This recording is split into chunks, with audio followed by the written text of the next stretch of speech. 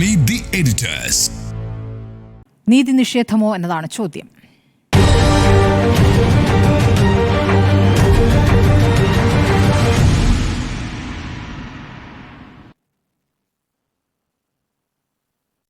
ബാലകൃഷ്ണൻ, ഇപ്പോൾ ആശാവർക്കർമാരുടെ സമരം ഇന്നേക്ക് 13ാം ദിവസമാണ്.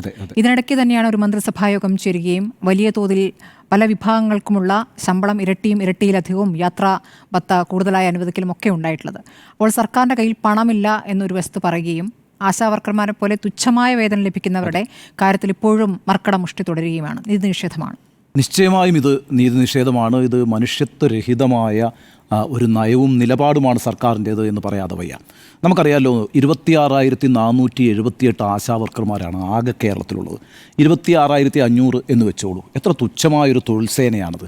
അവർ ചെയ്യുന്ന ജോലി എന്താണ്? ഇപ്പം നമ്മുടെ രാജ്യത്ത് കേരളം ഏറ്റവും കൂടുതൽ അഭിമാനത്തോടുകൂടി മറ്റുള്ളവരോട് പറയുന്നൊരു കാര്യം, ആരോഗ്യരംഗത്ത് കേരളം വളരെ മുന്നിലാണ് എന്നുള്ളതാണ്. ലോകത്തിന് തന്നെ കേരളം ആരോഗ്യ മേഖലയിൽ മാതൃകയാണ്. വിദ്യാഭ്യാസ രംഗത്ത് നമ്മൾ വളരെ മുന്നിൽ നിൽക്കുന്ന ജനങ്ങളാണ് എന്ന് പറയും.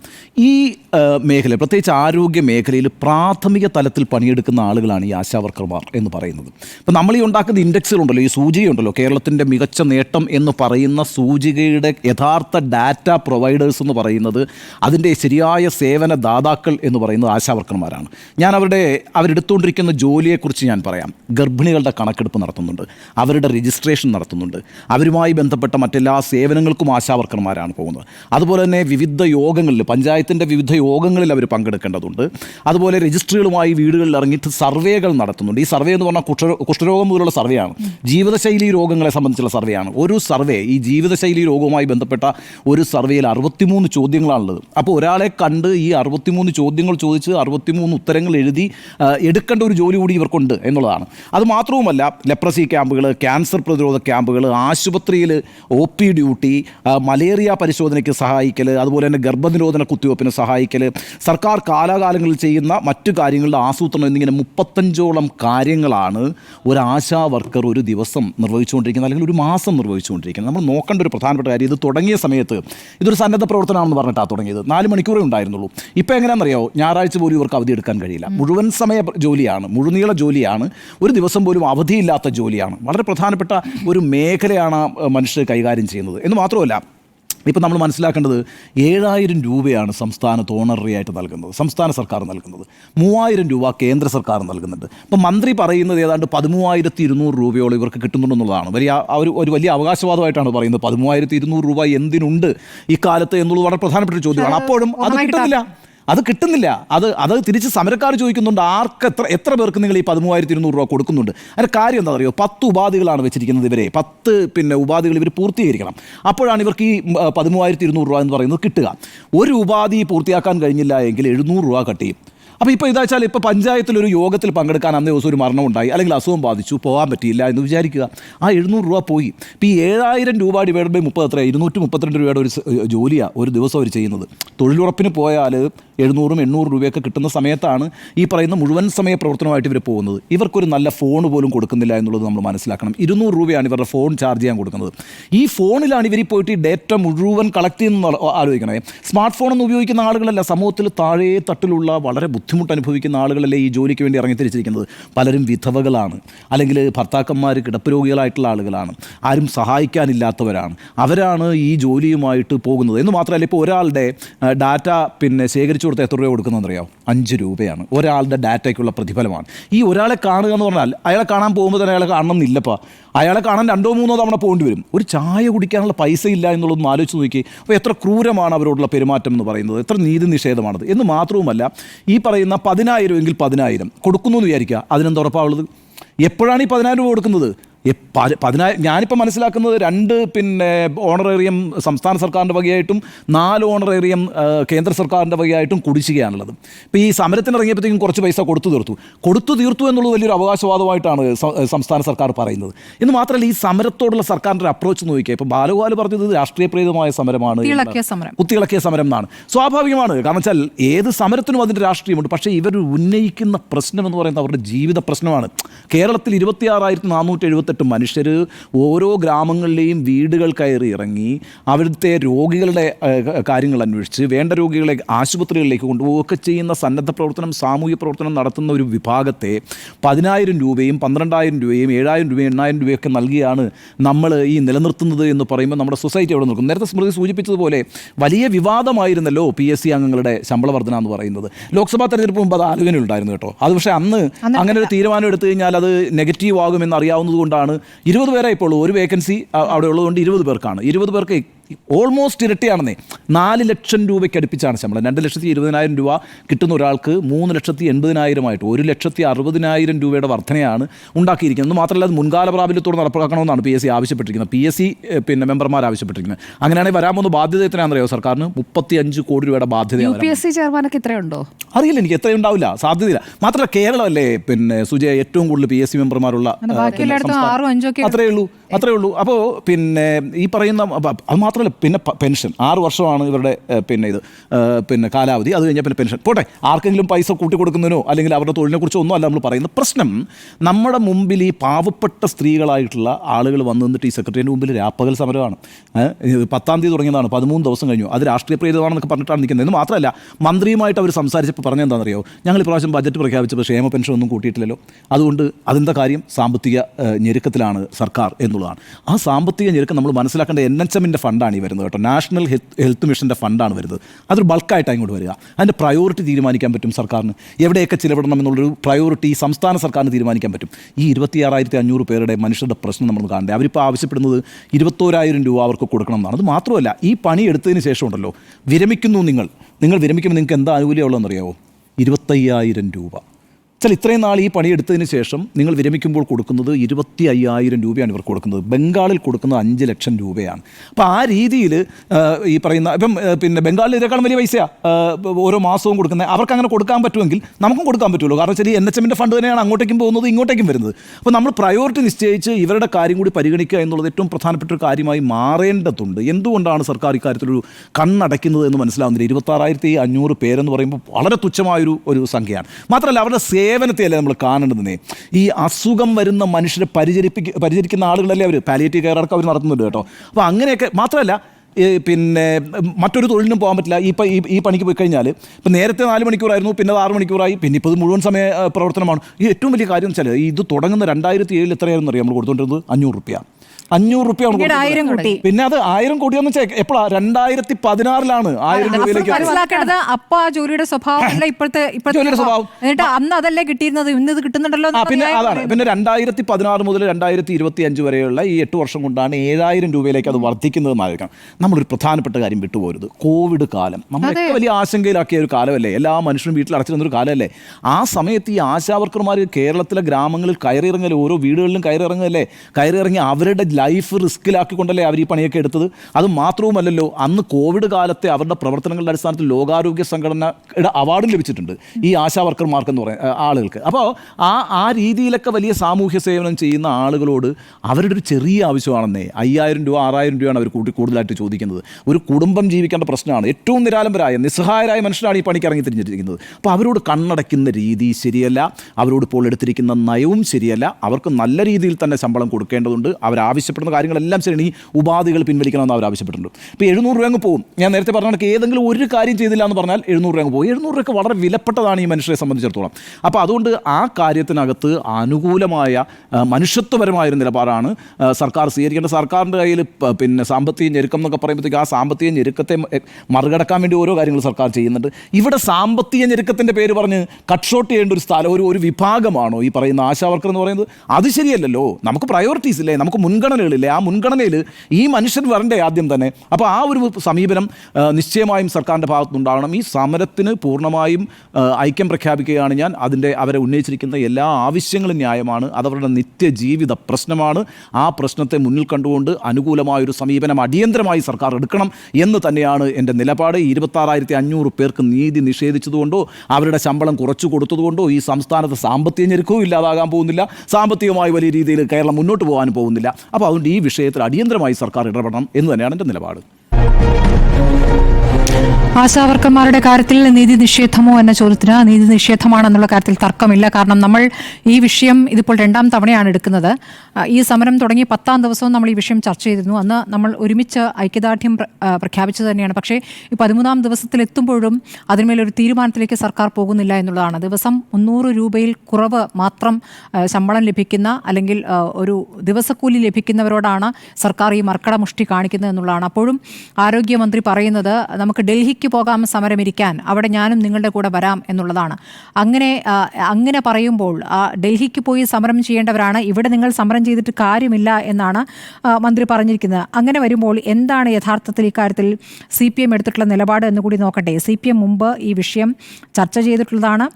CITUവിൻ്റെ നേതൃത്വത്തിൽ ASHA workers and facilitators federation of India എന്നൊരു സംഘടന ഉണ്ടാക്കിയിട്ടുണ്ട്. അതിനുശേഷം ആശാവർക്കർമാരുടെ അവകാശങ്ങൾക്ക് വേണ്ടി രാജ്യവ്യാപകമായ സമരം ചെയ്യാനുള്ള ആഹ്വാനം CITU നടത്തിയിട്ടുണ്ട്. അതിൽ CPIM കേന്ദ്ര കമ്മിറ്റി അംഗമായ സിന്ധുവും CITUവിൻ്റെ പ്രസിഡന്റ് ഹേമലതയും ഒക്കെ പങ്കെടുത്തിട്ടുള്ളതാണ്. അപ്പോൾ അവരൊക്കെ പങ്കെടുത്ത CPMൻ്റെ പ്രധാനപ്പെട്ട നേതാക്കൾ പങ്കെടുത്തിട്ടുള്ള സമരമാണ്. അപ്പോൾ പിണറായി വിജയൻ ഭരിക്കുന്ന കേരളത്തിൽ മാത്രം അതിന്മേലുള്ള സമരം വേണ്ട, ആശാവർക്കർമാരുടെ അവർക്ക് എന്താ പറയുക അന്തസ്സോടെ ജീവിക്കാൻ ആവശ്യമായ ശമ്പളം കിട്ടണം എന്നുള്ള ഒരു സമരത്തിലേക്ക് കേരളത്തിൽ വരേണ്ട എന്ന നിലപാടാണോ CPM എടുക്കുന്നത് എന്നാണ് അറിയേണ്ടത്. അവരവിടെ ദേശവ്യാപകമായ സമരം നടത്തുമ്പോൾ ആശാവർക്കർമാരുടെ പ്രതിമാസ വേതനം 26,000 രൂപ ആക്കണം എന്നുള്ളതാണ് ആവശ്യപ്പെട്ടത്. ഇവരിവിടെ ആവശ്യപ്പെടുന്നത് 21,000 രൂപയാണ്. അതോടൊപ്പം വിരമിക്കൽ ആനുകൂല്യമായി 5 ലക്ഷം ആവശ്യപ്പെടുന്നു. അതാണ് ഇവിടെ 25,000 കൊടുക്കുന്നതിനുള്ള കണക്ക് വരുന്നത്. മാത്രമല്ല അവരുടെ ജോലിയുടെ സ്വഭാവമൊക്കെ നമ്മൾ ഇതിനകം പറഞ്ഞു കഴിഞ്ഞു. ഒരു കൃത്യമായ സ്വഭാവത്തിൽ അല്ലെങ്കിൽ കൃത്യമായ രൂപത്തിലുള്ള ഒരു ജോലി എന്ന രൂപത്തിൽ ചുരുക്കാൻ പറ്റില്ല. കാരണം അവരുടെ ജോലി വിവിധ സ്വഭാവത്തിലുള്ളതാണ്. ആദ്യം ആശുപത്രിയിലേക്ക് പോകണം, അവിടെയുള്ള അവിടെ വൃത്തിയാക്കൽ ശുചീകരണ പരിപാടികളടക്കം ചിലപ്പം ഒരുപക്ഷെ നടത്തേണ്ടി വരും. അതിനുശേഷം ഫീൽഡിലേക്ക് ഇറങ്ങണം. ഫീൽഡിലിറങ്ങി ഈ ഗർഭിണികളുടെ കണക്കെടുക്കുക, വയോധികരുടെ കണക്കെടുക്കുക, വയോധികർക്ക് ചികിത്സ കിട്ടാതെ ഒറ്റയ്ക്ക് കഴിയുന്നുണ്ടോ എന്നുള്ളവരെ കണക്കെടുക്കുക, അതിൽ തന്നെ 60 ചോദ്യങ്ങൾ ഫില്ല് ചെയ്ത് നൽകുക. ഈ ഗർഭിണികളുടെ കണക്കെടുക്കുമ്പോൾ ഗർഭിണി അവിടെ ഉണ്ട് എന്ന് വേഗം അറിയണം. കാരണം 3 മാസത്തിന് ശേഷമാണ് അറിയുന്നതെങ്കിൽ അതിലും അവർക്കൊരു പൈസ വെട്ടി ചുരുങ്ങും. അത് മാത്രമല്ല അവർ പ്രസവത്തിനായി സർക്കാർ ആശുപത്രിയിലല്ല സ്വകാര്യ ആശുപത്രിയിലേക്ക് പോവുകയാണെങ്കിലും ഇവർക്ക് കിട്ടുന്നതിൽ നിന്നും തുക വെട്ടിക്കുറയ്ക്കും. അതുപോലെ ഈ പറഞ്ഞ പോലെ വാർഡ് തല സമിതിയിൽ ഒരു ദിവസം പങ്കെടുത്തിട്ടില്ലെങ്കിൽ 700 രൂപ കുറയ്ക്കുന്നു. ഇങ്ങനെയുള്ള നീതി നിഷേധങ്ങളുടെ ഒരു തുടർ പരമ്പരയാണ്. നമ്മൾ ഈ കോവിഡ് കാലം തുടങ്ങുന്ന ഘട്ടത്തിൽ കോവിഡിനെ എത്രത്തോളം ഭയത്തോടെയാണ് കണ്ടത്. കോവിഡ് വന്നാൽ മരിക്കും, അല്ലെങ്കിൽ കോവിഡ് രോഗി പോകുന്ന റൂട്ട് മാപ്പ് എടുക്കുകയും എങ്ങനെയൊക്കെയാണ് നമ്മളതിനെ ഭയന്നിരുന്നതെന്ന് കണ്ടാണല്ലോ. ആ കാലത്തിലാണ് കോവിഡ് രോഗി ഒറ്റയ്ക്ക് താമസിക്കുന്ന വീടുകളിലേക്ക് അവർ ചെന്നെത്തുകയും അവർക്ക് വേണ്ട കാര്യങ്ങൾ കിട്ടുന്നുണ്ടല്ലോ എന്ന് പരിശോധിക്കും. അതല്ല കോവിഡ് രോഗി സർക്കാരിനെ പറ്റിച്ചുകൊണ്ട് ആ വീടിന് പുറത്തേക്ക് ഇറങ്ങുന്നുണ്ടോ എന്ന് പരിശോധിക്കുന്ന ആശാവർക്കറായിരുന്നു. ആ സമയത്തൊക്കെ ആശാവർക്കർമാർ പ്രതികരിക്കുകയും ആശാവർക്കർമാർ ഈ മാസ്ക് ഇട്ട് ഒറ്റ മാസ്കിൻ്റെ ഒരൊറ്റ പ്രതിരോധത്തിലാണ് അവർ റോട്ടിലേക്ക് ഇറങ്ങിയിരുന്നത്. അതും സ്ത്രീകളാണെന്ന് ആലോചിക്കണം. എത്ര ധൈര്യത്തോടെ പ്രായം നോക്കാതെ അവർക്ക് ഒരു പ്രായപരിധി നേരത്തെ നിശ്ചയിച്ചിരുന്നത് ആർക്ക് വേണമെങ്കിലും ആരോഗ്യമുള്ള കാലത്തോളം ജോലി ചെയ്യാമെന്നുള്ളതാണ് നേരത്തെ പറഞ്ഞിരുന്നത്. ഇപ്പോൾ അത് 62 വയസ്സ് എന്ന രൂപത്തിലേക്കൊക്കെ അങ്ങനെ പറഞ്ഞുകൊണ്ടിരിക്കുകയാണ്. അപ്പോൾ ഇതൊന്നും നോക്കാതെ ഇതൊരു സാമൂഹ്യ സേവനം എന്ന തുറന്ന മനസ്സോടുകൂടി സാമൂഹ്യ സേവനത്തിന് അല്ലെങ്കിൽ ആളുകളെ സഹായിക്കുക എന്ന മനസ്സുള്ള സ്ത്രീകളാണ് ഇതിലേക്ക് വരുന്നത്. അവരെയാണ് കണ്ടില്ലെന്ന് നടിക്കുന്നത്, അവരെയാണ് ആക്ഷേപിക്കുന്നത്, അവരുടെ അന്തസ്സിനെയാണ് ചോദ്യം ചെയ്യുന്നത്. ഈ 7,000 രൂപയ്ക്ക് എങ്ങനെ ഒരു മനുഷ്യൻ ജീവിക്കും? ഒരു ദിവസം ജീവിക്കാൻ എത്ര പൈസ വേണം എന്നുള്ളത് ഇവിടുത്തെ ആരോഗ്യമന്ത്രിക്കും അറിയാം, ഇവിടുത്തെ ധനമന്ത്രിക്കും അറിയാം. കുത്തിയിളക്കിയുള്ള സമരം എന്ന് പറയുന്നത് മനുഷ്യത്വ രഹിതമായ ഒരു പ്രതികരണമായി പോയി. അപ്പോൾ അങ്ങനെ ഒരു പ്രതികരണം നടത്തരുത്. ഇപ്പോൾ സാമ്പത്തിക പ്രയാസങ്ങളുണ്ട് സർക്കാർ എന്ന് പറയുമ്പോൾ അത് നമ്മൾക്ക് ഒരു തരത്തിൽ അത് വിശ്വാസത്തിലെടുക്കാമായിരുന്നു. പക്ഷേ ആ സമയത്ത് തന്നെയാണ് മന്ത്രിസഭാ തീരുമാനം വരുന്നത്. ഇവിടെ വലിയ രൂപത്തിൽ ഇരട്ടിയിലധികവുമായിട്ട് PSC അംഗങ്ങൾക്കും PSC ചെയർമാനും അതോടൊപ്പം ഈ KV തോമസിൻ്റെ നിയമം എന്നുള്ളത് കേന്ദ്രത്തിൽ നിന്ന് കാര്യങ്ങൾ നേടിയെടുക്കാനുള്ള ഒരു ദൂതനായി പ്രവർത്തിക്കുക എന്നുള്ളതാണല്ലോ. അങ്ങനെയെങ്കിൽ ഇവിടെ ഇപ്പോൾ ഈ ആശാവർക്കർമാരുടെ ഇൻസെൻറ്റീവ് കിട്ടുന്ന കാര്യത്തിൽ ഒരു ദൂതനായി എന്തുകൊണ്ട് അദ്ദേഹം പ്രവർത്തിച്ചിട്ടില്ല? അദ്ദേഹത്തിന് യാത്രാഭത്ത കൂട്ടുന്നു, അദ്ദേഹത്തിന് എല്ലാതരം പെൻഷനും MP MLA മന്ത്രി അധ്യാപകൻ എന്നുള്ള എല്ലാ പെൻഷനും കിട്ടാനായി അദ്ദേഹത്തിന് ശമ്പളമല്ല ഓണറേറിയമാണ് കൊടുക്കുന്നത്. ഇനി ഈ PSC അംഗങ്ങളുടെ യോഗ്യത എന്താണ്? PSC അംഗങ്ങൾക്ക് ഏതെങ്കിലും രാഷ്ട്രീയ പാർട്ടിയുടെ അംഗത്വം എന്നതിലപ്പുറം ഒരു യോഗ്യതയുമില്ല. അവർക്ക് ഈ ഇരട്ടിയിലധികം തുക കിട്ടുന്നു, അവർക്ക് ചികിത്സ, അവരുടെ ബന്ധുക്കൾക്ക് ചികിത്സ, വാഹനം, എല്ലാ സൗകര്യങ്ങളും കിട്ടുന്നു. ഇനി പെൻഷൻ കിട്ടുന്നത് 2 വർഷം PSC അംഗമായി നിന്ന് കഴിഞ്ഞാൽ തന്നെ പെൻഷൻ യോഗ്യതയായി. അപ്പോൾ ഇതെല്ലാ തരത്തിലുള്ള സംവിധാനങ്ങളും ഒരുക്കാൻ ഈ സാമ്പത്തിക ബുദ്ധിമുട്ടുകൾക്കിടയിലും കഴിയുന്നു എന്ന് വരുമ്പോൾ സർക്കാരിൻ്റെ പ്രയോറിറ്റി എന്താണ് എന്നുള്ളതാണ് ഏറ്റവും പ്രധാനപ്പെട്ട വിഷയം. ഇവിടെ ഈ തൊഴിലാളികൾ തെരുവിൽ നിന്ന് സമരം ചെയ്യുമ്പോൾ അത് കണ്ടില്ലെന്ന് നടിക്കുക, അത് 13-ാം ദിവസത്തിലേക്ക് എത്തിക്കുക, അവിടേക്ക് പ്രതിപക്ഷം എത്തുമ്പോൾ അത് പ്രതിപക്ഷത്തിൻ്റെ ഗൂഢാലോചനയാണെന്ന് പറയുക, ഇതൊന്നും ശരിയായ സമീപനമല്ല. പ്രത്യേകിച്ച് ഒരു CPM-നെ പോലുള്ളൊരു പാർട്ടി ഭരിക്കുന്ന കാലത്ത് ഈ സമരം മുന്നോട്ട് പോകുന്നത് തടയേണ്ടതുണ്ട്, അല്ലെങ്കിൽ അവർക്ക് ആവശ്യമായ കാര്യങ്ങൾ ചെയ്തു കൊടുക്കേണ്ടതുണ്ട്. ഇൻസെൻറ്റീവ് കിട്ടുന്നില്ലെങ്കിൽ ആ ഇൻസെൻറ്റീവ് മേടിച്ചെടുക്കുക എന്നുള്ളൊരു കാര്യം ഇവിടുത്തെ ആരോഗ്യമന്ത്രിയാണ് ചെയ്യേണ്ടത്. ഇവിടേക്ക് വരുന്ന ബൾക്കായി വരുന്ന തുക എന്ന് നേരത്തെ ഉണ്ണിബാലകൃഷ്ണൻ ചൂണ്ടിക്കാണിക്കേണ്ടേ, അതിൽ നിന്നും ഈ ആശാവർക്കർമാർക്ക് കൊടുക്കേണ്ട തുക എന്തുകൊണ്ട് അത് ആദ്യം പ്രയോറിറ്റി ആകുന്നില്ല? അപ്പോൾ ആ പ്രയോറിറ്റി എവിടേക്കാണ് പോകുന്നത്? സർക്കാരിനെ സംബന്ധിച്ച് ആകെ ഇപ്പോൾ ആ തുകയുമായി ബന്ധപ്പെട്ടല്ല, സർക്കാരിൻ്റെ പ്രയോറിറ്റി ഇപ്പോൾ കൃത്യമായി മനസ്സിലാക്കുന്ന തീരുമാനങ്ങളാണ് കഴിഞ്ഞ മന്ത്രിസഭാ യോഗത്തിൽ ഉണ്ടായിട്ടുള്ളത്. അതിന്മേൽ ഒരു പ്രതികരണം നടത്താതെ ആശാവർക്കർമാരുടെ സമരത്തെക്കുറിച്ച് മാത്രം അത് കുത്തിയിളക്കിയുള്ള സമരം എന്ന് പറയുന്നത് ഒരു തരത്തിലും അംഗീകരിക്കാൻ പറ്റില്ല. ഇന്നലെ കോഴിക്കോട് നടന്ന സമരം ഭിക്ഷയാഴ്ചകൊണ്ടുള്ള സമരമാണ് അവർ ഇന്നലെ നടത്തിയത്. ഈ സമരത്തിന് ജനപിന്തുണ അത്രയധികമുണ്ട്. കാരണം ഈ ആശാവർക്കർമാർക്ക് ഒരു ദിവസത്തെ ആ പൈസ എന്ന് പറയുന്നത് ഓരോ ദിവസം കിട്ടുന്ന പൈസയാണ്. ആ 7000 രൂപ വേണ്ടെന്ന് വെച്ച് പട്ടിണി കിടന്ന് ഇവർ സമരം ചെയ്തുകൊണ്ടിരിക്കുമ്പോൾ അവർക്ക് ഈ നാട് മുഴുവൻ പിന്തുണയേകുന്നുണ്ട്. ഈ സമരക്കാർക്കൊക്കെ വലിയ തുക ഈ വരുന്ന സമരം കാണുന്ന ആളുകൾ നൽകിക്കൊണ്ടിരിക്കുകയാണ്. അപ്പോൾ അത് നാട് അവർക്കൊപ്പമുണ്ട് എന്നുള്ളതുകൊണ്ടാണ് ആശാവർക്കർ എന്ന് വെച്ചാൽ ആശ എന്ന് പറഞ്ഞാൽ ആരാണ് എന്ന് ഇവിടുത്തെ ജനങ്ങൾക്കറിയാം. ഓരോ വീട്ടിലേക്കും വന്നെത്തുമ്പോൾ ആ വീട്ടുകാർക്കറിയാം. ഈ വൃദ്ധന്മാരെ സംബന്ധിച്ച് അസുഖമായി ഒറ്റയ്ക്ക് കഴിയുന്ന വൃദ്ധരെയൊക്കെ അവിടെ പോയി കാണുമ്പോൾ അവരൊക്കെ പല രൂപത്തിലാണ് ചിലപ്പോൾ പെരുമാറുക. ചിലപ്പോൾ ദേഷ്യത്തിൽ പെരുമാറും, വളരെ മോശമായി പെരുമാറും, ചിലപ്പോൾ സ്നേഹത്തെ പെരുമാറും. ഇതൊക്കെ ഇവരുടെ ഓരോ ദിവസത്തെ അനുഭവമാണ്. ഈ അനുഭവങ്ങൾക്ക് ശേഷം തിരിച്ച് ആശുപത്രിയിൽ പോയി ചെയ്ത കാര്യങ്ങൾ മുഴുവൻ എഴുതി റിപ്പോർട്ട് കൊടുത്തിട്ടേ അവർക്ക് മടങ്ങാൻ പറ്റൂ. അപ്പോൾ വീട്ടിലെ ജോലിയൊക്കെ തീർത്തിട്ട് വരുന്ന ഒരു ജോലിയല്ല. രാവിലെ 7 മണിക്ക് ഇറങ്ങുന്നവരാണ്. അതിനുശേഷം ഒരു ഷിഫ്റ്റോ ഇത്ര മണിക്കൂർ ജോലിയല്ല ഇവരുടെ ജോലി. അപ്പോൾ അതിനെ കണ്ടില്ലെന്ന് നടിക്കുക. ആശാവർക്കർമാരെ വാനോളം പുകഴ്ത്തിയിട്ട് കാര്യമില്ല. കോവിഡ് കാലത്ത് അവരെ പുകഴ്ത്തിക്കൊണ്ട് കാര്യമല്ല. അവരുടെ സേവനം, ആ സേവനത്തെ അംഗീകരിച്ചുകൊണ്ട് അവർക്ക് മാന്യമായ ജീവിക്കാൻ ആവശ്യമായ 21,000 രൂപയാണ് അവർ ആവശ്യപ്പെടുന്നെങ്കിൽ അത് കൊടുക്കേണ്ടതുണ്ട്. ഈ പറയുന്ന വിരമിക്കൽ ആനുകൂല്യം എന്നുള്ള 5 ലക്ഷം നൽകേണ്ടതുണ്ട്. അതാണ് അവരോട് ചെയ്യാവുന്ന ഏറ്റവും വലിയ നീതി. ഇതിനകത്തൊരു കാര്യം പറയും, തൊഴിലെടുപ്പ് ആളുകളാണല്ലോ ഇവർ. അത് ക്ഷേമ പെൻഷൻ പോലെ അതൊരു ഔദാര്യമോ സൗജന്യമോ അല്ല. തൊഴിലെടുത്തു കഴിഞ്ഞാൽ സ്വാഭാവികമായിട്ടും ആ തൊഴിലിന്റെ കൂലി കൊടുക്കണ്ടേ? അത് നിശ്ചയമായും കൊടുക്കണ്ടേ? ഈ പറയുന്ന 10,000 രൂപ 26,000 പേർക്കൊരു വലിയ തുകയാണോ? എങ്ങനെയാണ് അത് കുടിശ്ശികയാവുക? മറ്റെവിടെയും സർക്കാർ ജീവനക്കാരുടെ പൈസ കുടിശ്ശികയാവുന്നുണ്ടോ? ഇല്ലല്ലോ. അങ്ങനെ ഉള്ള ഒരു വിഭാഗത്തിന്റെയും പൈസ കുടിശ്ശികയാവുന്നു. ഈ ആശാവർക്കർമാരുടെ പൈസ എങ്ങനെയാണ് കുടിശ്ശികയാവുക? എത്ര ചുരുങ്ങിയ പൈസയാ കൊടുക്കാനുള്ളത്? ആലോചന വരുന്നതാണ്, അതാണ് പ്രശ്നം. അപ്പം അത് തന്നെയാണ് ഇപ്പം നിങ്ങൾ പറയുന്ന കണക്ക് പ്രയോറിറ്റിയാണ് പ്രശ്നം. ഈ 26,500 പേരില്ലേ, ഇവർ 14 ജില്ലകളിൽ നിന്നുള്ളവരാണ്. 14 ജില്ലകളിൽ നിന്നുള്ളവരാണ്. അവരൊരു വോട്ട് ബാങ്കാണോ? ഏതെങ്കിലും ഒരു മണ്ഡലത്തിൽ നിർത്തി ആരെങ്കിലും ജയിപ്പിച്ച് കളയാൻ പറ്റുന്ന ഒരു വോട്ട് ബാങ്കാണ്? അല്ലല്ലോ. അവർ ഉന്നയിക്കുന്ന കാര്യങ്ങളെ രാഷ്ട്രീയമായിട്ട് കുത്തിത്തിരിപ്പാണെന്ന് പറയുന്നതിനപ്പുറം അവർ ഉന്നയിക്കുന്ന പ്രശ്നങ്ങൾ ന്യായമാണോ അല്ലയോ എന്നല്ലേ അന്വേഷിക്കേണ്ടത്? അതിനോടല്ലേ പ്രതികരിക്കേണ്ടത്? അതെ, തീർച്ചയായും. CITU ദേശവ്യാപകമായ വിഷയത്തിൽ ഒരു സമരം നടത്തുമ്പോൾ ഇവിടെ സമരം നടത്തുന്നവർക്ക് പിന്തുണയുമായി എത്തുന്ന, അല്ലെങ്കിൽ സമരം ചെയ്യാൻ മറ്റ് ജില്ലകളിൽ നിന്ന് എത്തുന്നവരെ തടയുന്നു CITU പ്രവർത്തകർ എന്നാണ് ഇവർ ഇപ്പോൾ പരാതിപ്പെടുന്നത്.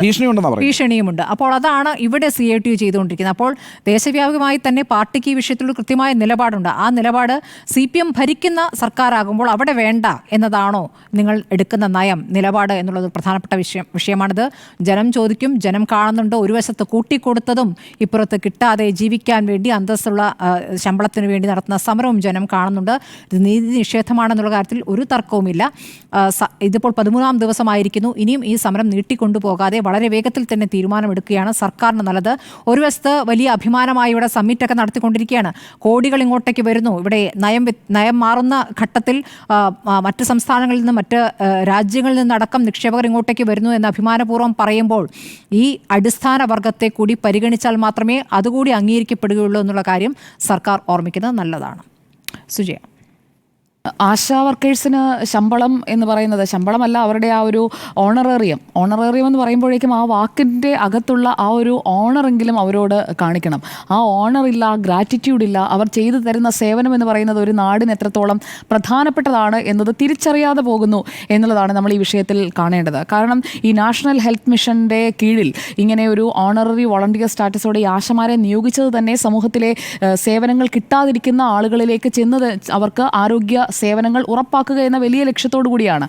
അപ്പോൾ ആ ലക്ഷ്യങ്ങൾ ഉറപ്പാക്കിയതിൻ്റെ കൂടി അടിസ്ഥാനത്തിലാണ് പിണറായി സർക്കാരിന് ഒരു തുടർഭരണം കിട്ടിയത്. പ്രത്യേകിച്ചും കോവിഡിനെയും അതിനുശേഷമുള്ള കാര്യങ്ങളെയും എല്ലാം കൃത്യമായി ഇടപെടാൻ സാധിച്ചതും എപ്പോഴാണ് എന്നതുകൂടി അവർ കാണേണ്ടതായിരുന്നു. അപ്പോൾ 2016 ശരിക്കും ഒരു കാര്യം നമ്മൾ എടുത്തു കാണേണ്ടത്, അതുവരെയുള്ള സർക്കാരുകൾ ഈ 1000-ൽ നിർത്തിയിരിക്കുകയായിരുന്നു. 1000 രൂപയാകുന്നത് അല്ലെങ്കിൽ 1000 രൂപയ്ക്ക് മുകളിലേക്ക് പോകുന്നത് 2016 ശേഷമാണ്. പിണറായി വിജയൻ സർക്കാർ വന്നതിന് ശേഷമാണ്. ഉമ്മൻചാണ്ടി സർക്കാരിൻ്റെ കാലത്ത് ഇപ്പോൾ പ്രതിപക്ഷത്ത് ഇരുന്നു കൊണ്ട് ഈ സമരത്തിന് പിന്തുണ പ്രഖ്യാപിക്കുന്ന നേതാക്കൾ എല്ലാവരും, രമേശ് ചെന്നിത്തല അടക്കമുള്ളവരൊക്കെ ചേരുന്ന UDF ഭരിച്ചിരുന്ന കാലത്ത് ഈ ആശാ വർക്കേഴ്സിന്റെ ഓണറേറിയം കൂട്ടിയില്ല എന്നുള്ളതൊരു വസ്തുതയായി അവിടെ നിൽക്കുന്നുണ്ട്. അന്ന് ഈ ആശാ വർക്കേഴ്സ് സമരം ചെയ്തിട്ടുണ്ട്. അന്ന് ആ സമരത്തോടുണ്ടായിരുന്നത് ഇതേപോലെ തന്നെയുള്ള നിഷേധാത്മക സമീപനമാണ്. അപ്പോൾ സർക്കാരുകൾ മാറി മാറി വരുമ്പോഴും ഇവരെന്ന് പറഞ്ഞാൽ ഒരു നിസ്സാരക്കാരായ ആളുകൾ, അങ്ങനെ നിസ്സാരക്കാരായ നമുക്ക് പ്രത്യേകിച്ച് പ്രയോജനമൊന്നുമില്ലാത്ത ഒരു ഗ്രൂപ്പ്, അങ്ങനെയാണ് ഈ ആശമാരെ കാണുന്നത് എന്നുള്ളത് അല്പം വേദനയോടെയാണെങ്കിലും നമുക്ക് തുറന്നു പറഞ്ഞേ പറ്റുകയുള്ളൂ. അതുകൊണ്ടാണ് നേരത്തെ ഉണ്ണി സാർ സൂചിപ്പിച്ചതുപോലെ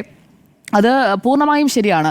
കാരണം ഇവരെന്ന് പറഞ്ഞാൽ ഒരു സംഘടിത തൊഴിൽ ശക്തിയല്ല. കാരണം ഇവരുടെ ഒരു ജോലി തന്നെ ഒരു ഓണററി വോളണ്ടിയർ സ്റ്റാറ്റസ് ആണ്. കാരണം ഇവരൊരു ഔദ്യോഗികമായിട്ടുള്ള ഒരു തരത്തിലുള്ള തൊഴിൽ പദവിയും രാജ്യവ്യാപകമായി ഇവർക്കില്ല. ഇവരുടേതൊരു സന്നദ്ധ പ്രവർത്തനമാണ്. അപ്പോൾ സന്നദ്ധ പ്രവർത്തനം നടത്തുന്ന ആളുകൾ അവർ ഇത്രയും പ്രതീക്ഷിച്ചിട്ടാണോ ഇതിലേക്ക് വരുന്നത് എന്നൊക്കെയുള്ള ചോദ്യം ഉന്നയിക്കുമ്പോൾ ഒരു പ്രധാനപ്പെട്ട കാര്യം, അവർ ചെയ്യുന്ന സേവനം എന്താണ്, അവരുടെ തൊഴിൽ, അതായത് അവരുടെ ഈ സന്നദ്ധ പ്രവർത്തനത്തിൻ്റെ സമയപരിധി എത്രയാണ് എന്നതുകൂടി കണക്കാക്കണം.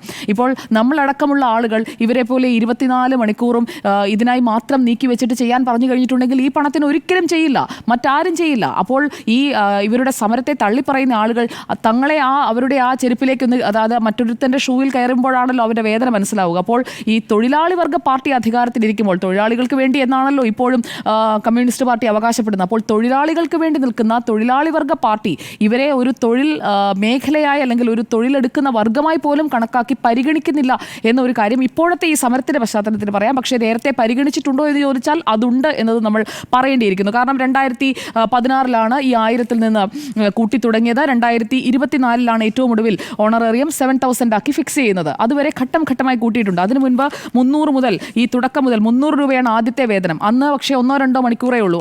ദേശീയ തലത്തിൽ 2008 മുതലാണ് കേരളത്തിൽ ഇത് നടപ്പാവുന്നത്. അപ്പോൾ 300 രൂപയിൽ നിന്ന് 500 ആക്കുന്നു, പിന്നീട് 1000 ആക്കുന്നു, 1500 ആക്കുന്നു. നിരന്തര സമരങ്ങൾക്കൊടുവിലാണ് ഈ 7000-ൽ തന്നെ എത്തുന്നത്. അല്ലാതെ ഇവർക്ക് ആദ്യം മുതലേ 7000 കൊടുത്തിരുന്നു എന്ന് നമ്മൾ കാണാൻ പാടില്ല. പക്ഷേ ഈ 7000-ന് ചെയ്യേണ്ടി വരുന്ന ജോലിയുടെ ഭാരം എത്രയാണ് എന്നത് നിജപ്പെടുത്തുന്നില്ല എന്നുള്ളതൊരു പ്രധാനപ്പെട്ട വിഷയമായി ഇവിടെ നിൽക്കുകയാണ്. എന്തായാലും ഈ ടെലിഫോൺ അലവൻസ് 200 രൂപയും പ്രതിമാസ ഓണറേറിയം 7000 രൂപയുമായി നിലവിൽ ചെയ്തുകൊണ്ടിരിക്കുന്ന രീതിയിൽ അവർക്ക് ഈ ജോലി തുടരാൻ കഴിയില്ല എന്നുള്ളതൊരു വസ്തുതയാണ്. അതുകൊണ്ട് തന്നെയാണ് ഈ വിഷയത്തിൻ്റെ പ്രാധാന്യം കൂടുകയും ചെയ്യുന്നത്. ഇപ്പോൾ വിരമിക്കൽ പ്രായം 65 ആക്കിക്കൊണ്ട്, ആശ്വാസധനം 3 ലക്ഷം മുതൽ 5 ലക്ഷം വരെയൊക്കെ ആക്കിക്കൊണ്ട് ബംഗാൾ സർക്കാർ അടക്കം പ്രഖ്യാപനങ്ങൾ നടത്തിയിട്ടുണ്ട്. പക്ഷേ ഇവിടെ ആ രീതിയിലുള്ള ഒരു ഇടപെടൽ ഉണ്ടാകുന്നില്ല. അത് ഇപ്പോൾ ഈ പിണറായി വിജയൻ സർക്കാർ ഇരിക്കുമ്പോൾ തന്നെ, ഒന്നാം പിണറായി വിജയൻ സർക്കാരിൻ്റെ കാലത്ത് മുതലാണ് ഈ കൂട്ടി തുടങ്ങിയത്. കഴിഞ്ഞ വർഷം വരെ, കഴിഞ്ഞ 2024 ഫെബ്രുവരിയിലാണ് ഏറ്റവും ഒടുവിൽ വർദ്ധിപ്പിച്ചത്. അപ്പോൾ 7000 ആക്കുന്നു. അപ്പോൾ ഈ സർക്കാരിൻ്റെ സെക്കൻഡ് ടേം പൂർത്തിയാകുന്നതിന് മുൻപ് അവരുടെ കാര്യത്തിൽ കൂടി ഇടപെട്ട് കഴിഞ്ഞാൽ അത് സർക്കാരിൻ്റെ ഇമേജ് പോസിറ്റീവ് ആക്കുകയുള്ളൂ. അത് സർക്കാരാണ് തിരിച്ചറിയേണ്ടത്. കാരണം ഏറ്റവും താഴെത്തട്ടിലുള്ള ആളുകളുമായി അല്ലെങ്കിൽ സമൂഹത്തിലെ എല്ലാ വിഭാഗങ്ങളുമായി ഒരേ രീതിയിൽ ഇടപെടുന്ന ഒരു വിഭാഗമുണ്ടെങ്കിൽ അത് ആശാ വർക്കേഴ്സാണ്. മറ്റൊരു തൊഴിൽ മേഖലയ്ക്കും 2 തട്ടിലുമുള്ള ആളുകളുമായി ഒരേ സമയം ഇടപഴകാൻ കഴിയില്ല. അപ്പോൾ യഥാർത്ഥത്തിൽ ഈ ബൂത്ത് ടു ബൂത്ത് ക്യാമ്പയിൻ നടത്തുന്നതിന് തുല്യമാണ് ഒരു ആശാ വർക്കർ ചെന്ന് സർക്കാരിൻ്റെ പ്രവർത്തനങ്ങൾ അല്ലെങ്കിൽ സർക്കാരിൻ്റെ സേവനങ്ങൾ ജനങ്ങളിലേക്ക് എത്തിക്കുമ്പോൾ ഇക്കാര്യങ്ങളെല്ലാം പ്രോപ്പറായി ഇംപ്ലിമെൻറ്റ് ചെയ്യുന്നുണ്ട് എന്നുള്ള ഒരു മൗത്ത് പബ്ലിസിറ്റി കൊടുക്കുന്ന വിഭാഗമാണ് ആശാ വർക്കേഴ്സ് എന്നതുകൂടി നമ്മൾ കണക്കാക്കേണ്ടതുണ്ട്. ഇനിയിപ്പോൾ ഡൽഹിയിലേക്ക് സമരത്തിന് പോകാമെന്ന് പറഞ്ഞ ആരോഗ്യമന്ത്രി വീണ ജോർജിന് ഈ സമരപ്പന്തലിലേക്ക് ഒന്ന് വരാം. ഈ സമരപ്പന്തലിലേക്ക് ഇതുവരെ വരികയോ അല്ലെങ്കിൽ ഈ 13 ദിവസമായി സെക്രട്ടറിയുടെ മുന്നിലൂടെ ഒരുപക്ഷെ മന്ത്രി അതിലെ പാസ് ചെയ്ത് പോയിട്ടുണ്ടാകാം. കാണാൻ പോയിട്ട് അനുവദിച്ചില്ല എന്നുള്ളത് മന്ത്രി ആ സമരപ്പന്തലിലേക്കൊക്കെ ഒന്ന് മന്ത്രിക്ക് വരാവുന്നതാണ്. കാരണം നമ്മൾ ചേർത്ത് നിർത്തുമ്പോഴാണ് നമ്മൾ അവർക്കൊപ്പമാണ് എന്നുള്ള ഒരു ഉറപ്പ് അവർക്ക് കിട്ടുന്നത്. അല്ലാതെ നമ്മൾ നിയമസഭയിലോ മന്ത്രിമന്ദിരത്തിലോ മന്ത്രിസഭാ യോഗത്തിലോ ഇരുന്ന് പറയുന്നതിനപ്പുറം തൊട്ടടുത്ത് നമ്മുടെ മുറ്റത്തിരുന്ന ഒരാൾ സമരം ചെയ്യുമ്പോൾ അയാളുടെ അടുത്തേക്ക് ചെന്ന് നിങ്ങളുടെ പ്രശ്നം എന്താണ്, ഞാൻ നിങ്ങളെ കേൾക്കാം, സർക്കാരിന് ഇപ്പോൾ ചെയ്യാൻ കഴിയുന്നതിൻ്റെ പരിമിതികളുണ്ട് എന്നെങ്കിലും അവരെ ബോധ്യപ്പെടുത്തിയിരുന്നെങ്കിൽ ഒരുപക്ഷെ ഈ മഹാസംഗമത്തിനൊക്കെ മുമ്പ് ഈ സമരം തീർന്നേനെ. പക്ഷേ തീരുമാനങ്ങൾ എടുക്കുന്നുണ്ട്, ഓണറേറിയത്തിൻ്റെ കുടിശ്ശിക കൊടുക്കുന്നു. പക്ഷേ ഇത് കൂട്ടുന്ന കാര്യത്തിലൊരു തീരുമാനത്തിലേക്ക് എത്തുന്നില്ല എന്നതൊരു പ്രധാനപ്പെട്ട വിഷയമാണ്. നേരത്തെ സൂചിപ്പിച്ച NHM-ന്റെ ഈ കണക്ക് കേന്ദ്ര സർക്കാർ എത്രയാണ് ഫണ്ടായി കൊടുത്തിരിക്കുന്നത് എന്നതുകൂടി ഞാൻ പറയാം. 2023-24 സാമ്പത്തിക വർഷത്തിൽ 189.15 കോടിയാണ് ദേശീയ ആരോഗ്യ ദൗത്യത്തിൻ്റെ NHM-ന്റെ കീഴിൽ കൊടുത്തിരിക്കുന്നത്. 2024-25 815 1.73 കോടിയാണ്. ഇതാണ് കേന്ദ്രം കൊടുത്തത്. ഇനി എന്തിനാണ് അങ്ങോട്ട് പോയി സമരം ചെയ്യുന്നത് എനിക്കറിയില്ല. ഇങ്ങോട്ടേക്കുള്ള ഈ തുക കൃത്യമായി പ്രോപ്പർ യൂട്ടിലൈസേഷനിലേക്ക് പോകുമ്പോൾ അതിൽ ആശാ വർക്കേഴ്സ് വരുന്നില്ലേ? ഹെൽത്ത് സെക്ടറിന് വേണ്ടിയാണല്ലോ. NHM എന്ന് പറയുന്നത് ഒരു അംബ്രല്ല ടേമാണ്. അപ്പോൾ ആ ദേശീയ ആരോഗ്യ ദൗത്യത്തിന് കീഴിൽ വിവിധ സംസ്ഥാനങ്ങൾക്ക് അനുവദിക്കുന്ന അലോക്കേഷനിൽ നിന്ന് എന്തുകൊണ്ട് പ്രോപ്പർ ഇംപ്ലിമെന്റേഷനിലേക്ക് പോകുമ്പോൾ ആശാ വർക്കേഴ്സിന് കൂട്ടി ഇപ്പോൾ 7,000 എന്നുള്ളത് 10,000 ആക്കിയാലും ആരും വടിയെടുത്തടിക്കുകയൊന്നുമില്ല. കേന്ദ്ര സർക്കാർ വന്ന് എന്തുകൊണ്ട് 10,000 ആക്കിയെന്ന് ചോദിക്കില്ല. കാരണം സിക്കിം അടക്കമുള്ള സംസ്ഥാനങ്ങളിൽ ഇപ്പോൾ തന്നെ 10,000 കർണാടക 10,000 ആക്കാൻ പോകുന്നു. ഏപ്രിലോടുകൂടി കർണാടകയിലും 10,000 ആകും. പുതുച്ചേരിയിലുണ്ട്. അപ്പോൾ മിക്കയിടങ്ങളിലും ഈ തുക ഘട്ടം ഘട്ടമായി വർദ്ധിപ്പിക്കുന്നത് ജീവിത ചെലവ് കൂടി കണക്കിലെടുത്തുകൊണ്ടാണ്. ഈ കാര്യങ്ങൾ ചെയ്തു തരുന്ന ആളുകളുടെ സാമ്പത്തികാവസ്ഥ, അവർക്ക് മുന്നോട്ട് പോകാൻ, അവരുടെ ജീവിതം മുന്നോട്ട് കൊണ്ടുപോകാൻ അവർക്ക് ആവശ്യമായ ഒരു പ്രോപ്പറായിട്ടുള്ള ഒരു ഇൻസെൻറ്റീവാണ് നമ്മൾ ഈ ഓണറേറിയമായി കൊടുക്കേണ്ടത് എന്നുള്ള ബോധ്യത്തിൽ നിന്നാണ് വിവിധ സംസ്ഥാന സർക്കാരുകൾ ഇക്കാര്യങ്ങൾ നടപ്പാക്കുന്നത്. അത് ഇവിടുത്തെ സർക്കാരിന് കൂടുതൽ മനസ്സിലാക്കേണ്ടതാണ്. കാരണം ഇതൊരു ജനകീയ സർക്കാരാണ്. അപ്പോൾ ജനകീയമാക്കിയതിൻ്റെ പ്രധാന ഘടകമായ ആശാ വർക്കേഴ്സിന് എന്തുകൊണ്ട് വേണ്ട രീതിയിലുള്ള ഒരു പരിഗണന കൊടുക്കുന്നില്ല എന്ന ചോദ്യം പ്രതിപക്ഷം ഉയർത്തുന്നതായല്ല, ജനങ്ങൾക്കിടയിൽ ഒരു നെഗറ്റീവ് ഇമേജ് ഉണ്ടാക്കും എന്നുള്ളത് സർക്കാർ തിരിച്ചറിയണം. ദുരിതം അനുഭവിക്കുന്നവരെ കൂടുതൽ ദുരിതത്തിലേക്ക് തള്ളിവിടുമ്പോൾ അത് സർക്കാരിന് ഒരിക്കലും ഒരു പോസിറ്റീവായുള്ള ഒരു പ്രതിച്ഛായ തരില്ല. അത് മറുഭാഗത്ത് ചെയ്യുന്ന PSC ആയാലും ഹൈക്കോടതിയിലെ സർക്കാർ അഭിഭാഷകരുടെ കാര്യത്തിലായാലും അതുപോലെ KV തോമസിൻ്റെ കാര്യത്തിലായാലും അങ്ങനെ പ്രധാനപ്പെട്ട ആളുകൾക്കൊക്കെ, നമ്മുടെ പ്രിയപ്പെട്ടവർക്കൊക്കെ നല്ല രീതിയിൽ കൊടുക്കാൻ പണമുണ്ടല്ലോ, അപ്പോഴൊന്നും ഈ ഖജനാവിൽ നിന്ന് കാശ് ഇങ്ങോട്ട് എടുക്കുന്നതിന് ബുദ്ധിമുട്ടില്ലല്ലോ എന്ന് നാട്ടുകാർ ചോദിക്കുമ്പോൾ തെറ്റു പറയാൻ കഴിയില്ല. ഇനി ഒരു കാര്യം കൂടി, ഇതിൽ ദേശീയ മനുഷ്യാവകാശ കമ്മീഷന്റെ ഇടപെടൽ വന്നിട്ടുണ്ട്. സർക്കാരിന് ഇനി ആക്ട് ചെയ്തേ പറ്റൂ. ദേശീയ മനുഷ്യാവകാശ കമ്മീഷൻ ഇപ്പോൾ ആശാ വർക്കേഴ്സിന് കഴിഞ്ഞ ആഴ്ച വന്ന ഇടപെടലാണ്. പക്ഷെ അതിന്മേൽ ഇതുവരെ ആക്ട് ചെയ്തിട്ടില്ല എന്നാണ് മനസ്സിലാക്കേണ്ടത്. മെച്ചപ്പെട്ട ശമ്പളം, സാമൂഹിക സുരക്ഷ, പെൻഷനുകൾ, ശമ്പളത്തോടു കൂടി അവധി, ആരോഗ്യ ഇൻഷുറൻസ്, പ്രസവാനുകൂല്യങ്ങൾ, അപകട കവറേജ് ഇതൊക്കെ ലഭ്യമാക്കണമെന്നാണ് ദേശീയ മനുഷ്യാവകാശ കമ്മീഷൻ ഇപ്പോൾ ഇടപെട്ടിരിക്കുന്നത്. ദേശീയ തലത്തിൽ ആശാപ്രവർത്തകരുമായി അതുപോലെ തന്നെ ഉദ്യോഗസ്ഥരുമായിട്ടുള്ള ഒരു യോഗം നടന്നിരുന്നു ഈ മാസം 21-ാം തീയതി. അപ്പോൾ ഈ യോഗം നടന്ന് ഇപ്പോൾ തൊട്ടടുത്ത ദിവസമാണ് നമ്മളിപ്പോൾ സംസാരിക്കുന്നത്. ഇതേക്കുറിച്ചൊന്നും വേണ്ട രീതിയിൽ, അല്ലെങ്കിൽ ഇങ്ങനെ ഒരു ഡയറക്ഷൻ തങ്ങൾക്ക് വന്നിട്ടുണ്ട് എന്ന് പോലും സംസ്ഥാന സർക്കാരോ അല്ലെങ്കിൽ നമ്മുടെ ബഹുമാനപ്പെട്ട മന്ത്രിയോ പറയുന്നില്ല എന്നുള്ളത് വിരോധാഭാസമാണ്. നിശ്ചിത പ്രതിമാസ ശമ്പളം, ഇത് ദേശീയ തലത്തിലുള്ള ഡയറക്റ്റീവാണ്. നിശ്ചിത പ്രതിമാസ ശമ്പളം, സാമൂഹിക സുരക്ഷ, ഇതെല്ലാം. ഒപ്പം സംസ്ഥാനങ്ങളിൽ ഉടനീളം ഓണറേറിയം അല്ലെങ്കിൽ വേതനം അത് മാനദണ്ഡമാക്കുക. ഓണറേറിയങ്ങൾ, അവിടെ പ്രധാനപ്പെട്ട പോയിന്റ് ഇതാണ്, ഓണറേറിയം മിനിമം വേതന ചട്ടവുമായി പൊരുത്തപ്പെടുന്നുണ്ടോ? മിനിമം വേതനം എന്ന് പറയുന്നത് നമ്മുടെ രാജ്യത്ത് എത്രയാണ് എന്നുള്ളത് അറിയാമല്ലോ. അതുമായി ഇത് ഒരു തരത്തിലും പൊരുത്തപ്പെടുന്നില്ല, പകുതി പോലുമില്ല. അപ്പോൾ 18,000 രൂപയുടെ പകുതി പോലും ഇവിടെ കൊടുക്കുന്നില്ല. അല്ലെങ്കിൽ 7,000 നമ്മൾ കേന്ദ്ര സർക്കാരിൻ്റെ ഭാഗം മാറ്റിവെച്ച് കഴിഞ്ഞാൽ 7,000 ഇവിടെ കൊടുക്കുന്നത്. അപ്പോൾ അത് ഒരിക്കലും ഈ മിനിമം വേതന ചട്ടവുമായി പൊരുത്തപ്പെടുന്നില്ല. ആശകൾക്ക് ആരോഗ്യ ഇൻഷുറൻസ് എന്തായാലും ഇപ്പോൾ ആയുഷ്മാൻ ഭാരത് ഇൻഷുറൻസിൽ NDA സർക്കാർ വന്നതിന് ശേഷം ആശാപ്രവർത്തകരെ ഉൾപ്പെടുത്തിയിട്ടുണ്ട്. അപ്പോൾ അപകട കവറേജ്, സൗജന്യ വ്യക്തിഗത സംരക്ഷണ ഉപകരണങ്ങൾ, ഗതാഗത അലവൻസ് ഒന്നും ഇല്ലല്ലോ. അവർക്ക് ആകെ ഈ ഫോണിൻ്റെ 200 രൂപയല്ലേ കൊടുക്കുന്നുള്ളൂ. ഫീൽഡ് സന്ദർശനങ്ങളിൽ വൃത്തിയുള്ള വിശ്രമ സ്ഥലങ്ങളിലേക്കുള്ള പ്രവേശനം, കമ്മ്യൂണിറ്റി അധിഷ്ഠിത പരിചരണ സേവനങ്ങൾ വികസിപ്പിക്കുന്നതിന് പൊതു സ്വകാര്യ പങ്കാളിത്തം, ഇതെല്ലാം കൂട്ടണമെന്നാണ് ദേശീയ മനുഷ്യാവകാശ commission chairman justice V. Ramasubramaniam ചൂണ്ടിക്കാട്ടിയ കാര്യങ്ങളാണ്. അദ്ദേഹം പറഞ്ഞ പ്രധാനപ്പെട്ട വാചകം കൂടി പറഞ്ഞ് ഞാൻ അവസാനിപ്പിക്കാം. ആശാപ്രവർത്തകർ സമൂഹത്തിന് നൽകുന്ന സംഭാവനയ്ക്ക് ആനുപാതികമായി വേതനം നൽകുന്നില്ല.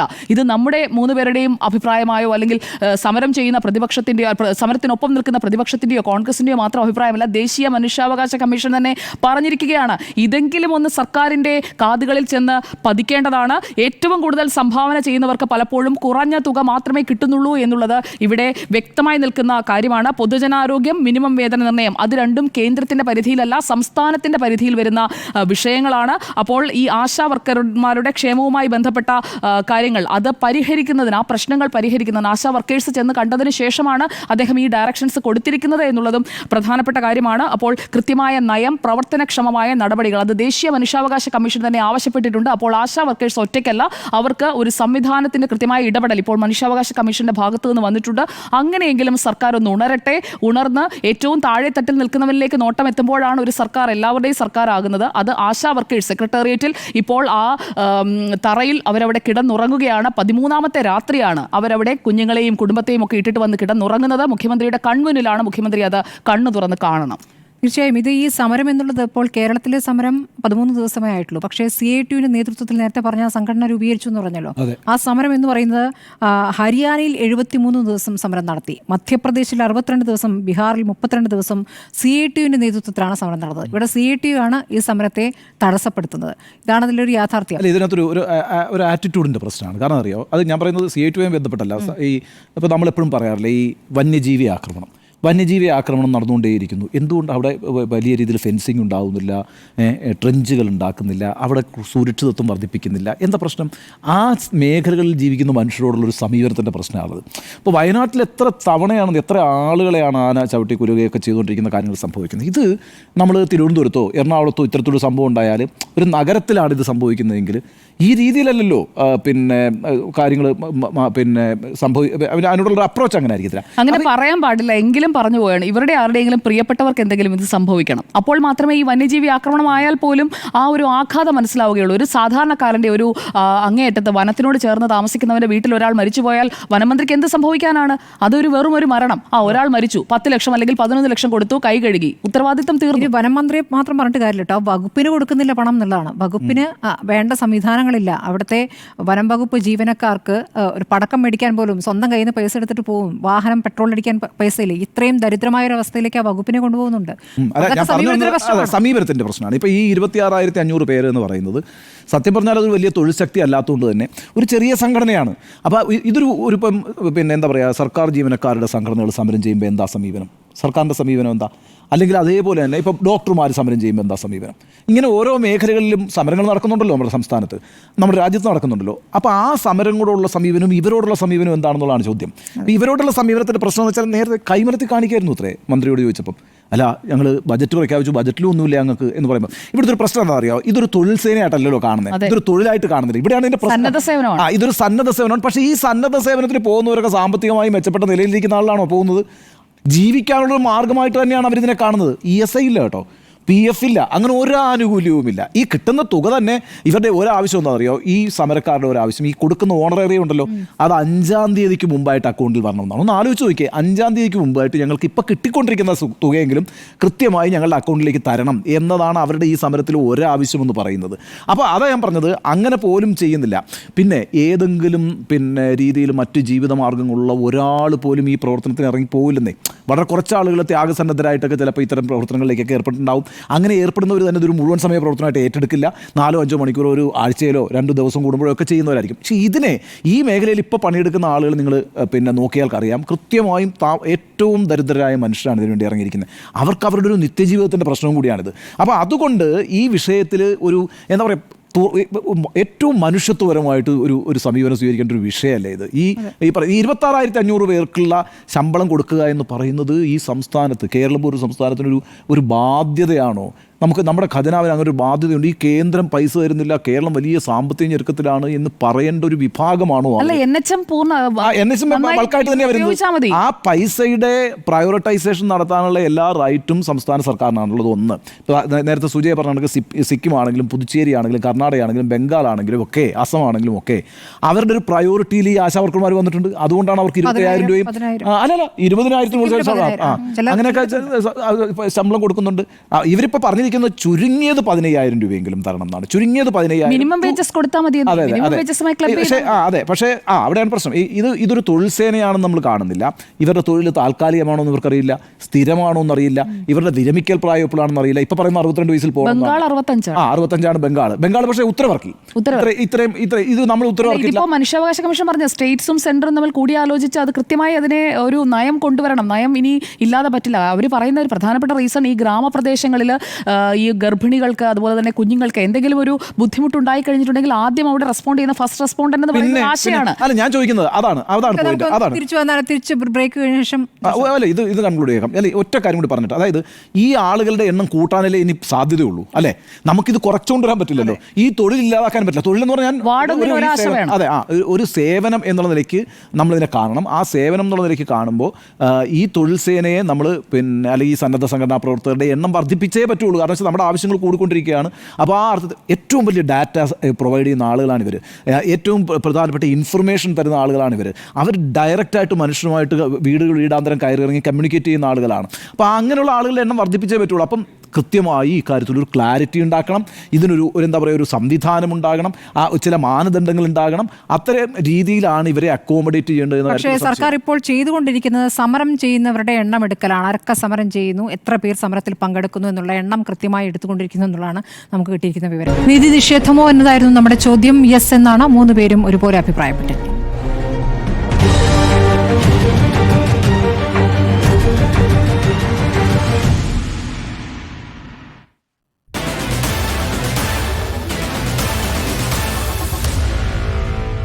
Meet the editors.